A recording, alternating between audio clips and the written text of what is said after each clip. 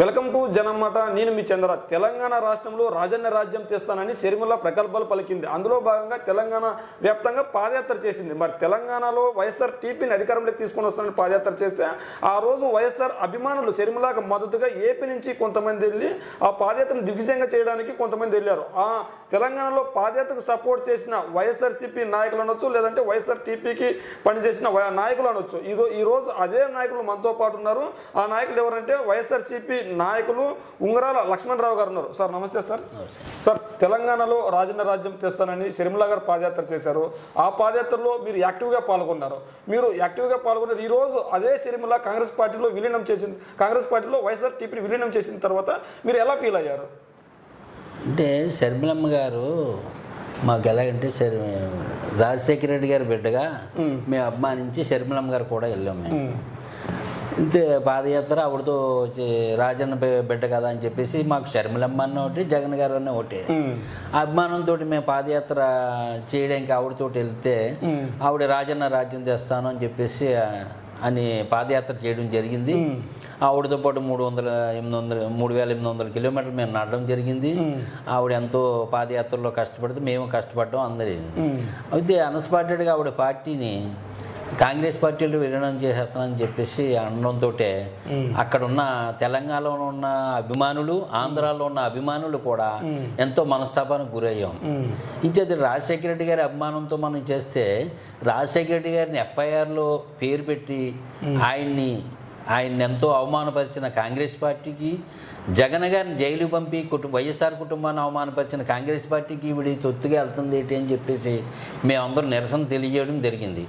జరిగితే ఆవిడ స్వార్థ రాజకీయంగా ఆవిడకు ఒక పదవి కావాలన్న ఉద్దేశంతో తెలంగాణలో కాంగ్రెస్కి సపోర్ట్గా ఆవిడ పోటీ చేయడం మానేయడం జరిగింది. అయితే ఈరోజు అక్కడే కాకుండా మళ్ళీ ఆంధ్ర వచ్చి జగన్ గారు రాజశేఖర రెడ్డి గారు వారసుడిగా మాట తప్పను మడం తెప్పం అన్నట్టుగానే రాజశేఖర రెడ్డి గారు సీఎం అదే పద్ధతిలో పరిపాలన చేస్తున్న జగన్ గారికి వ్యతిరేకంగా కాంగ్రెస్ పార్టీలోకి వెళ్ళి ఈరోజు ఈయన చేసే అభివృద్ధి పనులకి పేర్లు పెడుతుంది ఆవిడ. ముందు నువ్వు తిరం లేదమ్మా, నువ్వు తిరంగా ఉన్నప్పుడు మీ అన్నని పేర్లు పెట్టు, ఎదర నాయకులని పేర్లు పెట్టు. నువ్వే తిరం లేదు.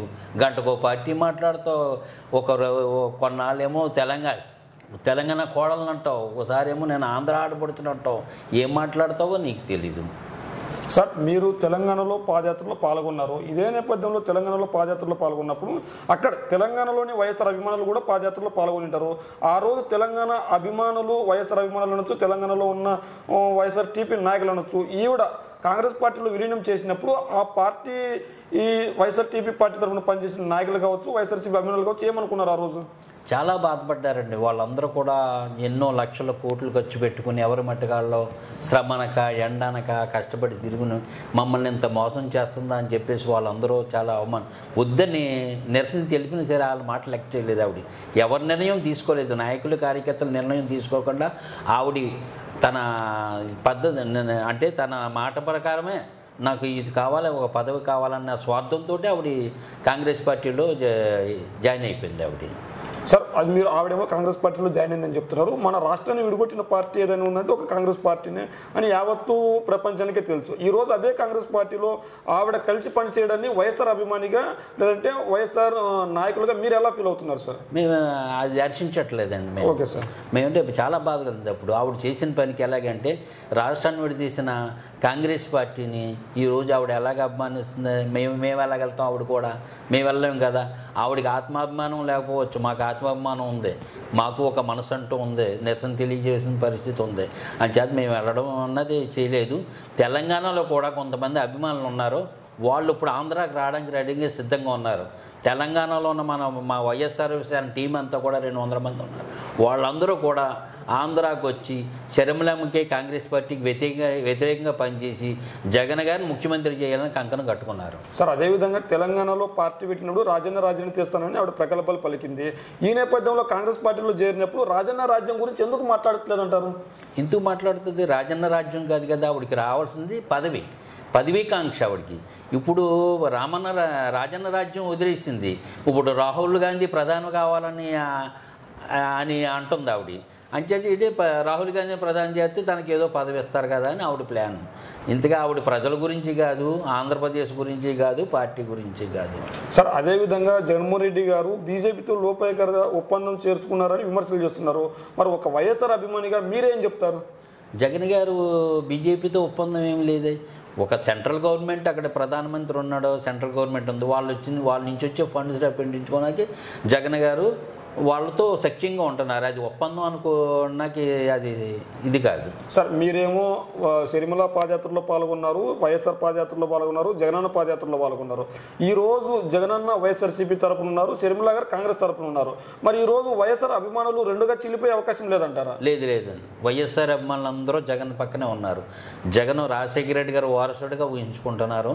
రాజశేఖర రెడ్డి గారు బుద్ధులన్నీ కూడా జగన్ గారికి ఉన్నాయి. ఆయన మార్గంలో నడుస్తున్నాడు. ఈవిడి మురుసుపల్లి షర్మిల అంటే వేరే అత్తోరింటికి వెళ్ళి అనిల్ గారు వాళ్ళ కుటుంబంలో ఉంది కాబట్టి ఆవిడ ఆ పద్ధతిలో నడుస్తుంది. కానీ ఆవిడ పక్కకి ఏ అభిమాని వెళ్ళరు.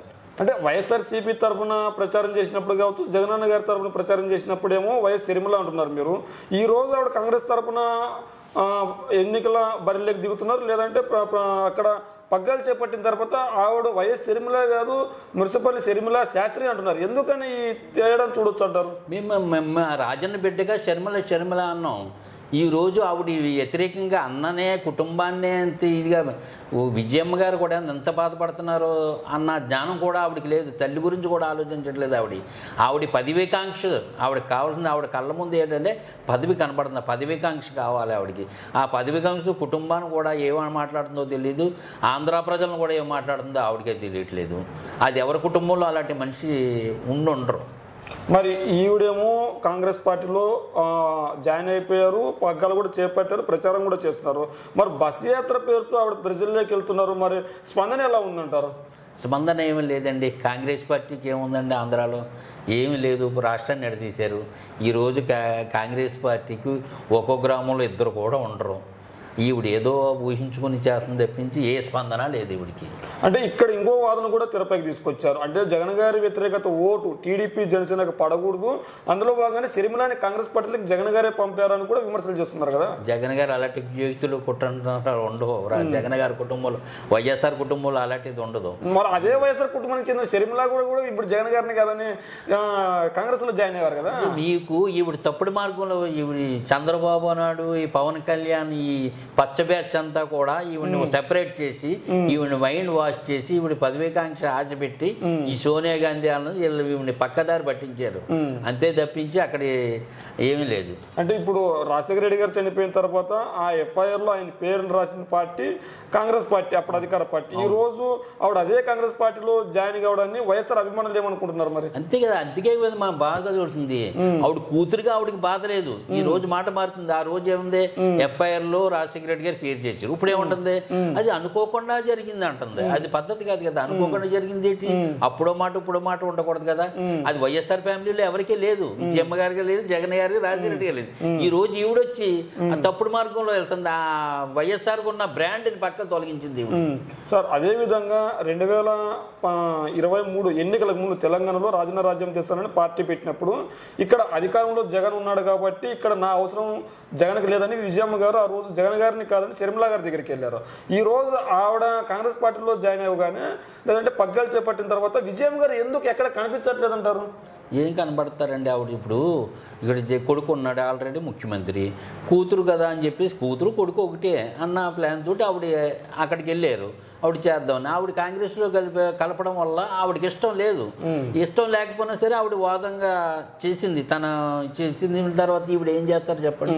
ఈవిడ ఎటు చెప్పుకోలేక ఆవిడ ఎంత బాధపడుతుందో మనకేంటి, పయోళ్ళకి మనమే బాధపడుతున్నాం. ఆవిడకి ఇంకా మనోవ్యాధి ఉంటుంది. అంటే కొడుకునే కాదని కూతురు దగ్గరికి వెళ్ళిన విజయమ్మ గారు 2024 ఎన్నికల్లో షర్మిల గెలుపు కోసం పనిచేయదంటారా? చేయరు. షర్మిల ఏంటి? షర్మిల గెలిపాడు కాంగ్రెస్ పార్టీ. అది షర్మిల గెలుపు కాదు కదా.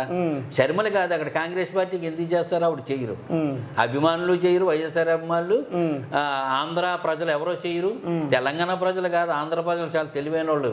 కాంగ్రెస్ పార్టీ ఏ విధంగా చేసింది, షర్మిలమ్మ ఏ విధంగా అన్నగారని ఏ విధంగా అవమానపరుస్తుంది, అభివృద్ధి చేసింది మనం చూస్తున్నాం. ఈవిడేటి అక్కడి నుంచి వచ్చి ఇలా మాట్లాడుతుంది, తెలంగాణలో మాట్లాడుతుంది అని ఆంధ్ర ప్రజలు తెలివిగా ఆలోచిస్తారు.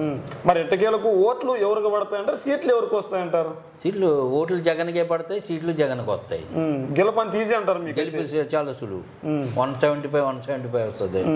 అక్కడ ఎవరండి, రాజశేఖర రెడ్డి గారి అబ్బాయి, వైఎస్ఆర్ బ్రాండ్. ఆ పక్క కూడా రాజశేఖర రెడ్డి గారి బిడ్డ షర్మిల కదా. ఇప్పుడు కాదు, ఇప్పుడు తప్పుదోవ పట్టింది అక్కడే. ఇప్పుడు తప్పుదోవ పెట్టిందండి ఆవిడ. ఏది మన చంద్రబాబు నాయుడు క్యాంపెయినర్లుగా వస్తున్నారు వాళ్ళు. అది. Thank you sir.